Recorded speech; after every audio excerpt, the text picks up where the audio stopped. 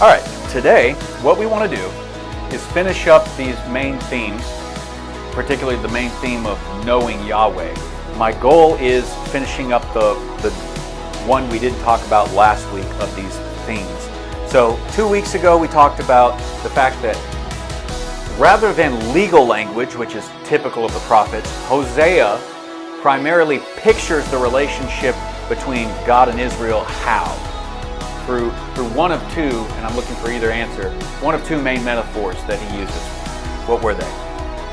Sonship, so father and son dynamics from the ancient Near East, or what was the other one? It's not like the Hebrew system, but it's like the I don't remember the right words. It's like the person working, the suzerain vassal trait. That is a part of it. That is presumed language, but that's not one of the themes that Hosea is operating in. That's kind of implied. That's how Deuteronomy is structured. That's how the relationship is structured. And that's the legal language that most of the prophets are going to use. And Hosea will use it, but father and son is one of his main pictures, and the other one is very obvious. So obvious it's not coming to mind right now. But do you remember what the other picture was? Half of you are living this same picture. Marriage. Marriage is, of course, the other picture. So we've talked about these things: marriage and sonship, father and son. These are the main pictures that he will use, as opposed to legal language. And then last week we started by talking about the three primary ways that Hosea is extending the suzerain vassal covenant ideas that mean know Yahweh. And the first one we talked about was you have to know Yahweh beyond the Exodus meaning. The Exodus meaning was primarily, the whole point of the Exodus was God is going to go in and fight the Egyptian gods who are making these claims that, our gods rule the world, which is why we're the mightiest empire. It wasn't originally Egypt. Lots of empires did this, and God says, all right, let's put that theory to the test. You have my people captive. I'm going to march in there, I'm going to fight every last one of you gods, and we'll see who wins. So he decimates them, literally. Over 10 plagues, he step by step reduces their kingdom, maybe not by 10% each time, but down to the fact that he takes away their firstborn sons at the end of the plagues, which is what kicks off the war between the Egyptian Pharaoh and their gods and Yahweh. You killed the firstborn sons of Israel. So God turned around and did it to you. And let's see who's greater and mightier. Let's see who's stronger.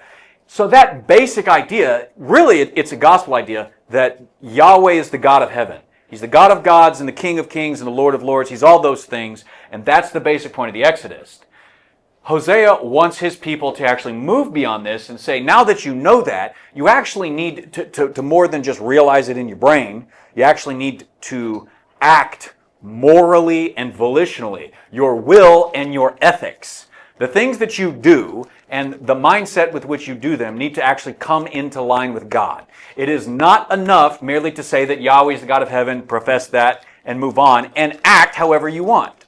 So Hosea's invitation is to know God on these deeper levels. And to do that, you actually have to act in line with God's will, which he's given you an entire law to tell you what he's like, to tell you what his will is, to tell you how to act. So if you bring your ethics and your morality into this, we call it the moral volitional will, you get to know God in deeper ways. And this is no different than what it takes to actually know another person. You can know another person in a very shallow way. You can know their names. You can know things about them. But to really understand them, who they are and where they come from, you actually have to live life together. You have to do things together on a regular basis. You have to go through times of grief, pain, and happiness together. And as you do these things together in alignment with the things that you're going to do and the things you're not going to do, your relationships actually get stronger. And Hosea is essentially inviting people to that, but with God, their deity. The second one we got to was this: creational harmony is dependent on knowing God properly. Your knowledge of God, and this is relational language here, your ability to relate to God affects the world around you in a very real sense. God created the world to be in harmony peace with him as humanity follows his intentions and his will. But in Genesis 3, we reached out and we said, we want to know good and evil ourselves. We want the knowledge of good and evil. We want to decide what good and evil is ourselves. We don't want to listen to God. We don't want him to be king here in Eden. We're going to expand our own vision for what Eden should be instead of God's intentions. So we're going to do what we want, and somehow we're going to make creation better.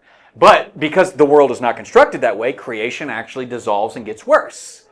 And Hosea's audience is living through this time of saying, God is not watering your crops. You are not growing food. You guys are going hungrier than you have to be. You guys could have plenty and bounty, and you could overflow and take care of the nations around you. But instead, your desire to worship God alongside all these other gods in violation of the covenant means that God is withholding his blessings from you, and creation is drying up. Your land is literally getting worse. Your crops and stuff are getting worse, which is part of the curse in Genesis 3. Cursed is the ground because of you. He doesn't curse the man, he doesn't curse the woman, but he does curse the ground and say painful toil is going to be the result of this. There will no longer be harmony between me and you, and there will no longer be harmony between you and creation. If you want creation to function properly, the Bible is constantly teaching us, and Hosea is no different, come back to God and do things his way. There's a PragerU video from several years back, but I only saw it maybe 2 or 3 weeks ago, that just pondered the question for 5 or 6 minutes, what would the world be like if humanity actually kept the biblical ethics for sex? If you only kept sex within marriage, heterosexual monogamous marriage, what would society actually be like? Would we have all these problems that are out there as a result of the sexual revolution and the free love movements from the 1960s and 70s and stuff? Would you even have sexual abuse? Would it be a thing if you actually kept to God's ethics? And they just kind of pondered it and asked the question, said, so why don't people do it? You know it's the best option. Everybody does, but nobody actually lives that way. And our society is corroding. And we kind of left it in that spot with those questions last week. Is society getting better, transgressing God's commandments? Is the world getting better? Are we setting up a good world? Is it getting harder or easier to actually bring people together in a unified society? We talked last week about the fact that it does seem to be getting harder. Why? Because people don't actually care about God. They don't want to know him, and they certainly don't want to morally and volitionally submit to his ways in their lives. This is supposed to be different for us, and we can affect the world in a better, positive way. We can be salt. We can be light, to use Sermon on the Mount language from Jesus. And that's where we left it off. Any questions or anything on the recaps before we get started with the third and final thing today? All right. So the third thing that we want to talk about for the book of Hosea, this third main theme that contextualizes his idea of knowing God, is that Yahweh's transcendence is beyond ritual idolatry. Yet, he's immanent. He's very close. And that immanence means you can richly, thoroughly, beautifully describe him using creation imagery. But you cannot worship him as if he's a part of this creation. So Hosea is one of the best pictorial guys for understanding the difference between transcendence and immanence. What is transcendence and immanence? Define these terms for me. Start with transcendence. What does that mean applied to God?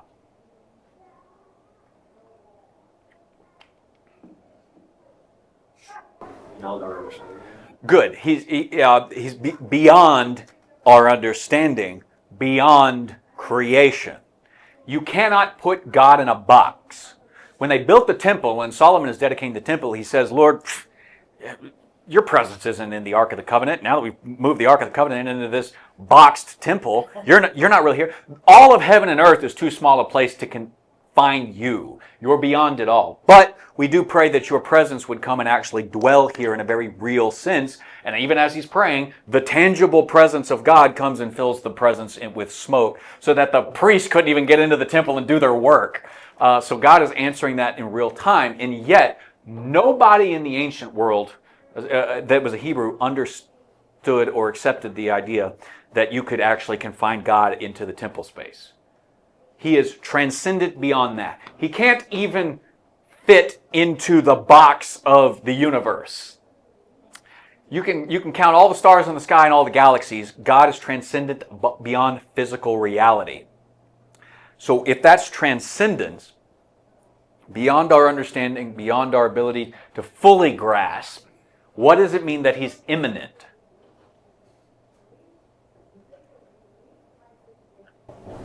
Present. Present. Good. That's a good word for this. He is close. The immanence and close are kind of the same term. And if He's close, you can know Him. See, if He's transcendent, you can't know Him. If He's immanent, you can know Him. And Hosea and the rest of the biblical authors are saying it's actually a both and. Yes, He is beyond all creation, beyond all understanding, and beyond all depths of fathoming. And yet, you can get to know the guy. You can know things about Him cognitively, and you can have a real depth of relationship with Him. He is available for these things. Somehow He is both. And see, this flies in the face of the idolatry, because in the idolatrous mindset, you build the idol out of wood, gold, silver, stone, whatever. Plastic. We've invented plastic, so I've carved myself a little plastic idol. And what you do is you take it, after you make it or you commission it and have somebody else make it, you take it to a priest or a religious guy, and they perform this ritual, and usually it has a face, where they open the nose and open the eyes ritually, and what happens is the mouth, the ears, the eyes, the senses all get open, and the god can ritually fill the idol. They did not think you could trap the god in the idol. They understood that the idol was not encompassing the full deity. But the point is that the idol could ritualistically dwell imminently close to people in the idol, even though his real essence or being was beyond the idol. So he's tapping into this idea of saying God is even transcendent beyond that. But He's also even closer than this, and you don't need an idol. In fact, it doesn't work. If you try and trap God in an idol, you'll push Him away. If you just invite Him into your life as part of recognizing who He is, the transcendent God, who's King of heaven and earth, and you do His will morally and volitionally in this life, His presence will be close to you. He will be available. He will talk to you in the same way that He talks to prophets and priests and kings. You can know Him on deeper levels. This is totally and completely possible. I call that the paradox. Another paradox of God. Yes, and a paradox is a good word for it, but even paradox falls short of it. I mean, human language falls short of describing God, so that's not a bad thing. I still like using the idea of a paradox. Well, is He imminently transcendent beyond creation? And a deist will say, God wound up the universe and then He just walked away from it. Or He's so big and beyond that He can't interact with the universe. And yesterday I finished up reading The Hobbit earlier this week. Well, listening to the Andy Serkis Hobbit version. Now I moved on to the Andy Serkis Fellowship of the Ring yesterday. And I'm just listening to the prologue where he's describing hobbits in the Shire. And Tolkien's vision in Middle Earth of God, Eru Ilúvatar, is that He's so transcendent, he doesn't really interact with creation. He does sometimes because Tolkien's trying to work out how he views God. And as a Catholic, his view of God tends to lean on the transcendent, and that you go through demigods or saints, essentially, to get to God, and that the saints are more imminent and close and stuff, and that He's working this out across His lifetime. So for a long time, Eru, the god of his fictional world, is this big transcendent thing. He creates the Maiar, and the Maiar sing and create physical universe, because God is too transcendent to create physical matter and stuff. So He tasked the spirit beings called Maiar to do it. And then some of the Maiar descend down into Arda, the world, and inhabit it, and they become the Valar, the powers, and you get it, you get it. We all know this. Everybody knows the Valar, right? Yeah, totally. Gandalf, Maiar, right? As are all 5 of the Ishtari. Anyways, you get it. So that's not obviously the biblical notion. The biblical notion is that, yes, God transcends physical matter. He is beyond it. He made it. But he also made it like a temple and indwells the physical universe. The whole point of the 7th day of creation, the Sabbath, is that God sits down in the control room and his power and his presence flood all of creation. And that's creation being at peace and harmony. The ancients understood the 7th day perfectly. It's us who don't understand it, and we just think it's all about creating physical material. It's not. So God is both beyond the universe and yet is willing to indwell it and interact with it down to an individual personal level. And God will spend time with you however you want. So, we've covered this. Wait. Maybe I put my marker in the wrong spot. Okay, well, this is not the correct thing, so let me move past this to this. This is what I need to be. The third and final edition of Hosea's conceptual reworking of the knowledge of God is that Yahweh, unlike other Elohim, other gods, is totally unlike anything in creation, and therefore he cannot be worshipped through images of created things, while simultaneously being so imminently involved in creation that the language of what God is like can be described through metaphors intimately bound up within creation. So, transcendence and immanence. The covenant, of course, is going to forbid followers of Yahweh from worshiping graven images, worshiping idols. It's the 2nd commandment.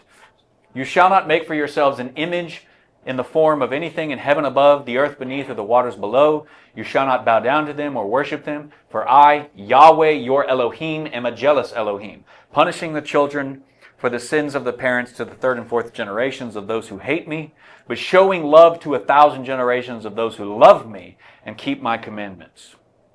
So the first commandment is, of course, you shall have no other gods beside me. We mentioned that a few weeks ago. And that's the language. You cannot make anything equal with me. But also, you cannot worship me as if I'm like the other gods. You cannot raise things up to be on my level. That's the first commandment. The second commandment is you cannot lower me and put me on their level. That's the relational dynamic of the first 2 commandments here. Well, if you say, I worship Yahweh, but he needs an idol, you're going to be in trouble. So, in Canaanite religion of the day where Hosea is getting this, to contextualize it a little bit, animals were used for the main images, the worship of the gods. For instance, El, the transcendent high god of the Phoenician pantheon, and father to Baal, the immanent close representative on earth. You see how they're different? In that one is so transcendent he doesn't really interact all that much, if at all. The other gets to be the close immanent one, and you call out to Baal, and maybe he'll appeal to El and stuff. God is fulfilling both of these roles that they have to separate because they cannot understand one being in harmony. So, they were largely represented by bulls. El could be represented by bulls. Baal could be represented by bulls. The bulls were the main sense of sacrifice for the rich amongst the kings who worship these. So, it's very unclear, because it's all wrapped up in their thinking, when they were worshiping a bull idol, were they worshiping Yahweh? Were they worshiping El? Were they worshiping Baal? Did they even recognize the difference? Oftentimes. Because, as we're going to see, El is the Hebrew word for God, and it was a legitimate title that they called God by in the Old Testament. And Hosea does the same thing. We'll look at a couple of scriptures today that do this. Now, this prohibition for animal imagery in the worship of a god is called aniconism.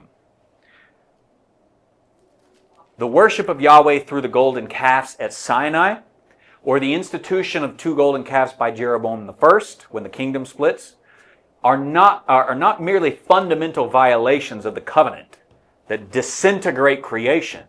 They are fundamental violations of who God is and what he is like. That's how you break creation. break your understanding of God, break your relational understanding of God, and you will break creation. Hosea is getting at, if you can restore this relationship with God and come back to worshiping Him correctly, you can actually fix creation. Enough people do that, they break creation. Enough people reverse that and do it right, you can fix creation. And so he's stepping into this and actually trying to get it right for his generation. We can learn from this and say, all right, how do we properly relate to God? And how do we play our part to fix creation? Now, the idea that a God is ritually present within an idol during the ritual worship is defied by biblical authors. Hosea, anybody, doesn't matter. You can't worship Yahweh and do this, okay? And so he's having to deal with this presumed necessity. It is necessary to have an idol. It is necessary to have it ritually there so that a God can be ritually present. Hosea is saying, no, it's not. My God is holy. My God is different. My God is transcendent beyond that and still close. Yahweh cannot be bound by an earthly idol. It's not going to happen, right? It's just not going to happen. All of creation is too small to bind Yahweh. This does not mean, however, that God is not present within creation. And Hosea is going to use these very deep metaphors throughout to show that Yahweh's closeness to His people is in fact happening without Him being bound to them through their own efforts, through their own idolatry, you got to carve an image for Yahweh or else He can't be present. Oh man, I better get to work and make sure that Yahweh can be here or else, God set that up, humans pervert it. God set up creation, humans are perverting that. We have to get the correct understanding of how the universe that God set up works by understanding how God works or doesn't work. And this is a major theme throughout Hosea. So what is so confusing for the ancient audience would have been that so much of the language applied to the gods being worshipped via an idol is used by Hosea without actually having an idol. In fact, he says, now get the idols out of here and still have the relationship. That really wouldn't have made any sense. We have to have the idol so that the God can be present. Hosea says, get the idol out of here, then the God can be present. And people are scratching their heads saying, what are you talking about? That doesn't make any sense to them. It makes perfect sense to us, at least it should, but to the ancients that would have been head-scratching confusion. So he's wrapping all of this up in his language, and it's very easy for us to miss because we think, oh, obviously you shouldn't have an idol. So judgment metaphors, I'll give you one example that use animal imagery. Hosea 5, 8 through 15. In just a second, we'll read it. That should be what's on the next slide. But let me just tell you what I want you to see. Yahweh is like a moth, or He's like rot to Israel. Yahweh is like a lion. He tears Israel to pieces. So He can destroy, corrode them. Or in Hosea 13, He reverses it. He's a lion, He's a leper, He's a bear. But actually, that might not be in chapter 13 where these are good things, where He comes to the defense of Israel. I don't remember. In chapter 14 it is, and chapter 13 it may not be. So, Hosea 5, 18 through 15 says, sound the trumpet in Gibeah, the horn in Ramah. Raise the battle cry in Beth Aven. Lead on, Benjamin. Ephraim will be laid waste on the day of reckoning. Among the tribes of Israel I proclaim what is certain. Judah's leaders are like those who have moved boundary stones. I will pour out my wrath on them like a flood of water, which should make you think of Noah's judgment. Verse 11, Ephraim is oppressed, trampled in judgment, intent on pursuing idols. So I am like a moth to Ephraim, like rot to the people of Judah. When Ephraim saw his sickness and Judah his sores, then Ephraim turned to Assyria and sent to the great king for help.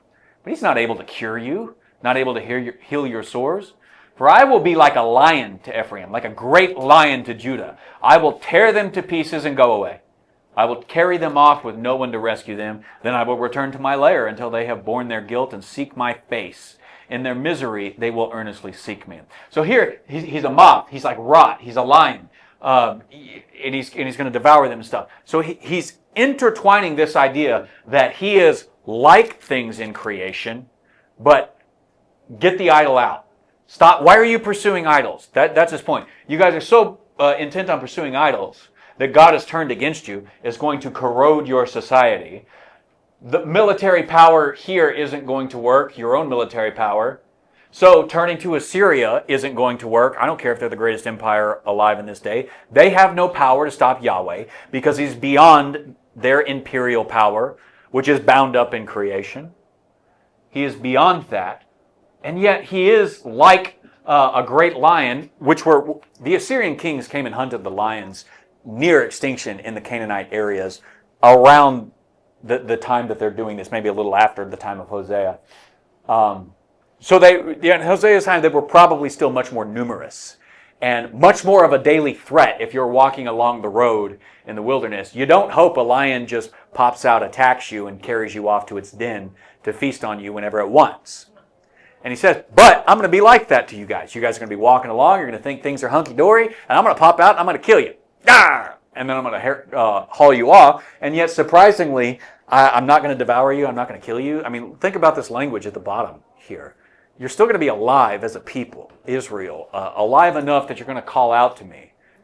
And when you earnestly seek me, when I become something else to you, you faced your punishment, you faced your guilt, I'm going to restore you. I'm going to be more to you than just a disciplinarian. You need me to be that, so I will be that to you. But I will again be a father to you. I will again be a husband to you. And he moves through the judgment sections in 5 all the way through like chapter 12 or something. And then chapter 13 and 14, he turns to the real restoration language and says, after I've torn you apart like a wild lion, I'm going to still restore you.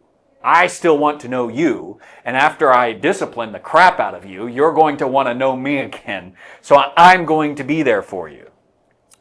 But you're going to understand that this idol cannot be present in this relationship. I am not like that. But also keep in mind, because I don't really have this on the slides, it's also about you cannot have multiple gods, right? It's obviously inclined to that. Whether you're worshiping Yahweh alone through an idol, or whether you're worshiping Yahweh without an idol, but you're also worshiping other gods with an idol, you're still fundamentally breaking the covenant relationship with God. It doesn't work that way. And let me say it like this. If you want to know God, if you want intimacy with God, you want closeness with God, what is it going to take? It's going to take the same thing it takes to have intimacy with another person. Exclusivity. Intimacy is fueled by exclusivity.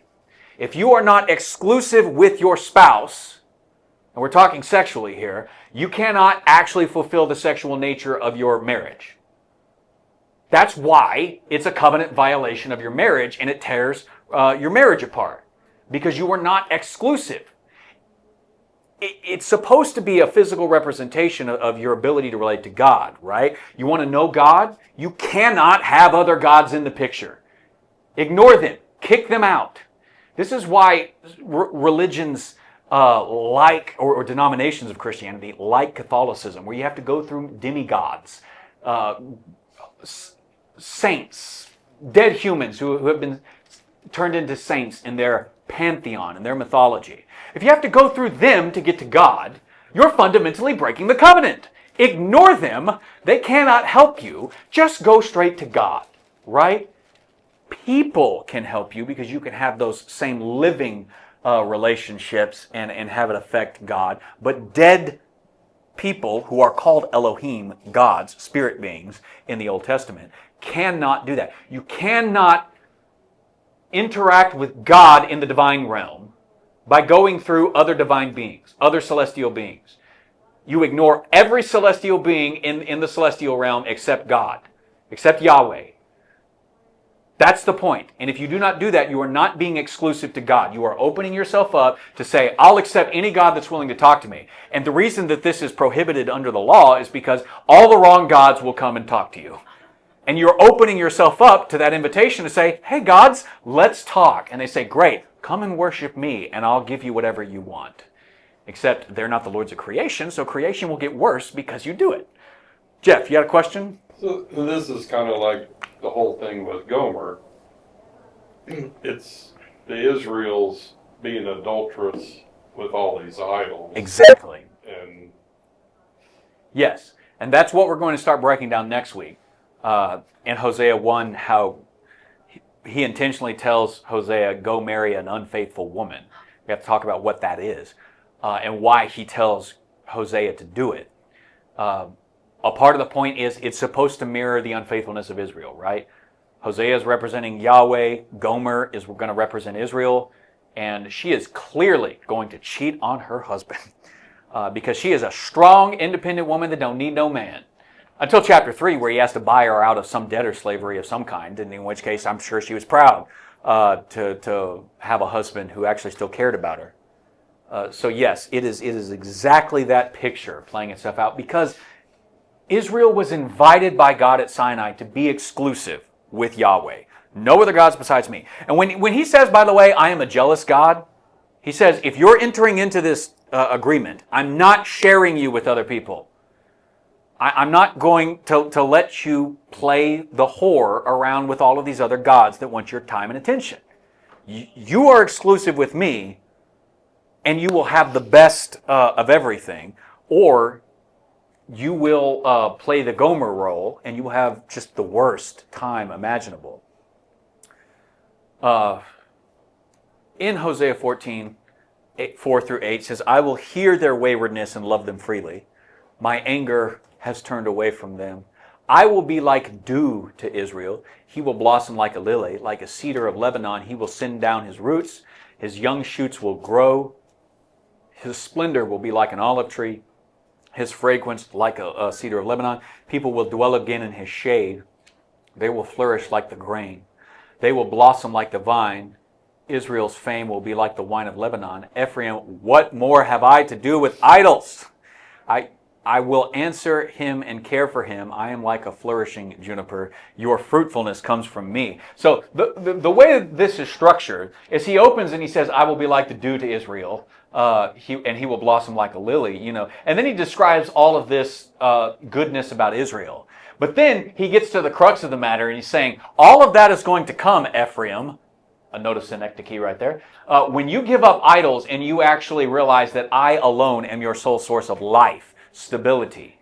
You don't need the gods to come and help you. You just need me. And when you accept that, you will have all of the blessed goodness available that I want to give it to you. I always wanted to give it to you. And I want it to be so big and so impactful in your lives that you can't even contain it, that it overflows and you become like a tree that all the other nations get to come and take part in. They get my goodness through you. That's what I want. But it's contingent, and I'll sit around and wait until you get it right, until you give up your little idols and you are exclusive with me. Are you exclusive in your allegiance to God? Or is it God and Merc? Is it God and, I don't know, is it God and money? Do you trust God until you need money and then you're off and like, well, it doesn't matter. I'll do what it takes to get money. Being exclusive with God means you cannot act in ways that defy Him. If He is exclusively your God, your moral, volitional will has to be subject to Him. That is the point. For people who say, yeah, I'm exclusive with God, I only have one God, and then, they don't keep to His sexual ethic or something, or saying, look, you've got at least two gods here because you're worshiping this God and this God of sex over here. You can't have both. Decide. It needs to be this God exclusively. Now, this presumed control of Yahweh's coming and going by mere humans is a great insult to God. He is obviously behind that. Beyond that. But it's especially insulting in light of the fact that He just so willingly offers Himself to be present already. Not only can He not be controlled, He doesn't need to be coerced. He doesn't need to be manipulated into showing up. He's already present in a very real sense. What He's waiting for is your invitation to say, okay, God, I recognize you, you're already here, and I want to do things your way. And when you're the thing that changes, when you're the person who offers that up to God, the scales fall from your eyes, and then you start realizing, wait a second, he was obviously here the whole time, I just didn't have the wit to see it. I didn't have the heart, the eyes, the intention of actually seeing it. And I never needed to say, okay, God, if you will be here and solve this problem, I'll go to church this week or something. It's just dumb. It's just dumb. And that's the fundamental point. Israel's being dumb. Don't be dumb, okay? Why would anyone feel the need to try to make God appear when God is willing to show up already? Well, the difference is about under what conditions God is willing to be present and available to His people. People, you and I, do not get to decide for God what these conditions are. God, being God, has already set them. So what are the conditions? If it's not idolatry, if that doesn't attract God and it actively pushes Him away, it's faith fueled by exclusivity. That attracts God. He shows up in more tangible, powerful, obvious ways the more we exercise faith in Him in a very real, tangible sense by turning our will and our morality to come into line with Him and saying, of course you are the only God. There is no other God.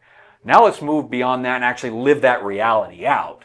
And the more you live that reality out, and you say, okay, God has created sex, it just has to be used in this fireplace, because sex is a fire. It has to burn inside this fireplace. That's the only place I'm going to use it. No other place is allowed. So let me get these other places out and use it there. Okay, so God creates economic systems. Well, men create economic systems.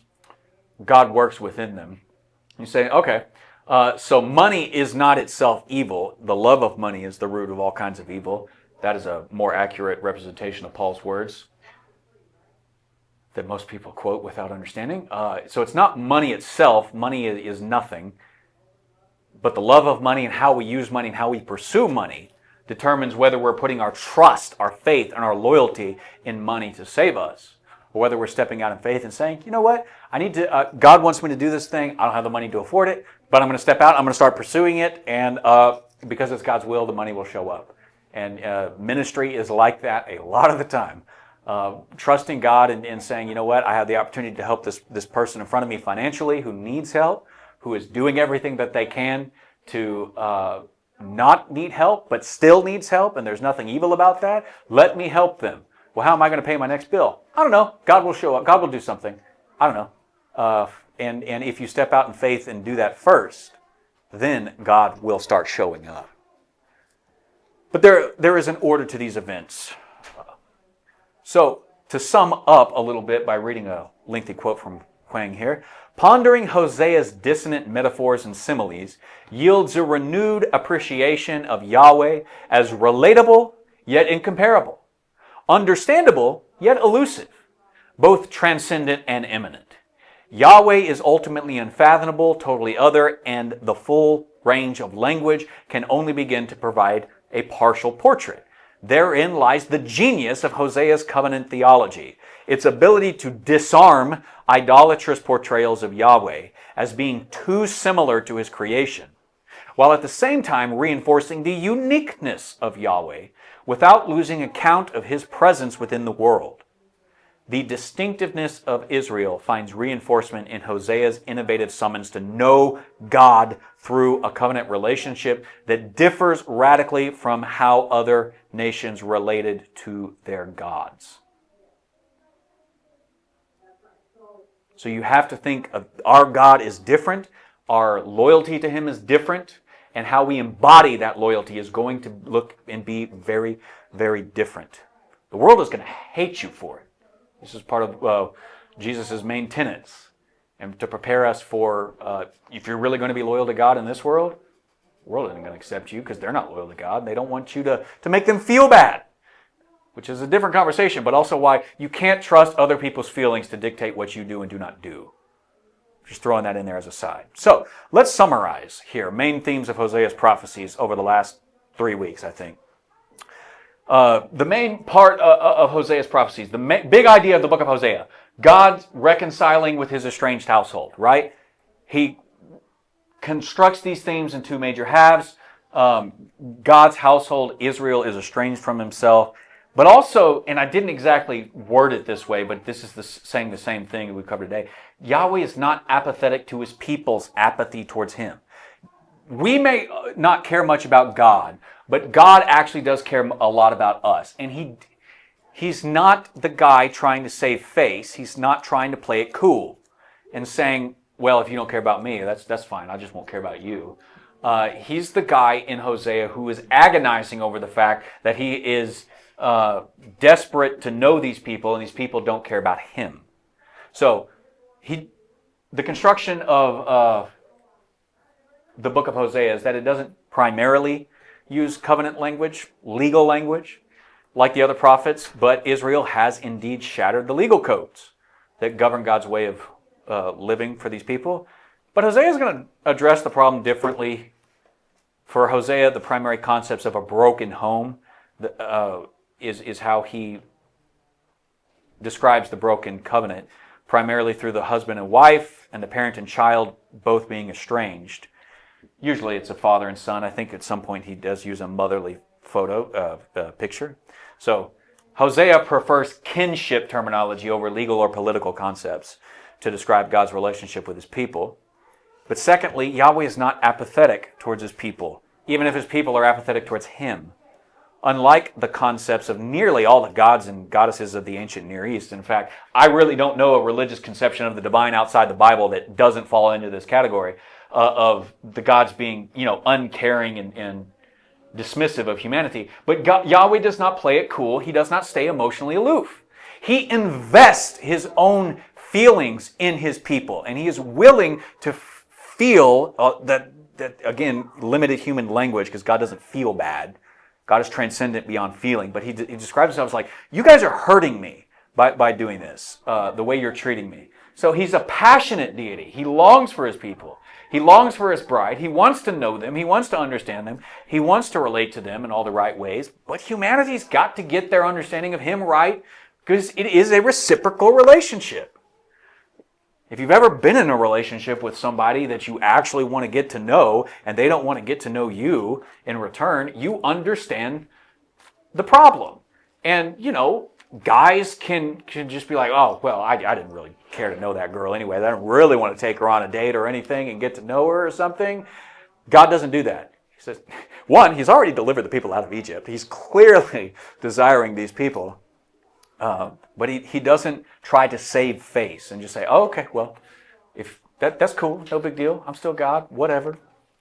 So God doesn't settle for less when he's capable and worthy of making so much more happen relationally between these people. So the greatness and transcendence of Yahweh above his own created order, while remaining eminently close and available to those who seek him, are on full display in Hosea. It's a dual concept where Yahweh's pained by Israel's treatment of himself. And in Hosea's language is designed to capture this emotional mood. So he doesn't play it cool as if he's not hurt. But he's also not somehow emotionally transcendent and beyond the idea of communicating that he is hurt by Israel's treatment of him. He doesn't get angry to show himself how strong of a man he is or how strong of a deity he would be in this one. He's emotionally engaged. He wants to be part of Israel's existence, all of humanity's existence, and he's willing to bear the cost emotionally of getting himself there. He surprisingly seems to allow himself feelings of getting hurt involved with wanting to connect with somebody. Somebody who then commits apostasy and turns away from him. Somebody who, like Hosea, goes and marries his wife, and then his wife says, I don't really like you. I'm going to go off and find some other dudes. So the distinction between Yahweh and other gods, other Elohim, is what will lead him to seek reconciliation and redemption of his whore of a people. This would have been a divine scandal. They could not comprehend a God caring so much and being so invested in his people that he would risk his own reputation being hurt.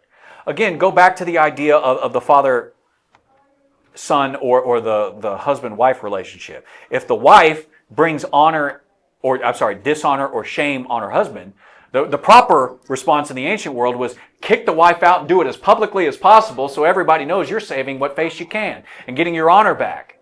If that's how your bride is going to treat you, treat her just the same. And God, of course, and this is the point of Jesus in the Sermon on the Mount, is I don't care if they've treated you that way. Seek reconciliation with your enemies. I don't care if your wife hurts you. She's your wife. Go fix the relationship. Get on your knees and beg her for forgiveness for whatever you probably did that caused her to hurt you. So she disrespected you. Have you been acting in an unloving way towards her? You can go round and around in these circles until you don't have a relationship left, or you can be like God, and you can risk the vulnerability of being hurt, get involved in the relationship, and through the difficult times stick with it and actually solve your relationship problems in the long run. Yahweh is willing to do that with humanity, and He's sticking with Israel to get it done.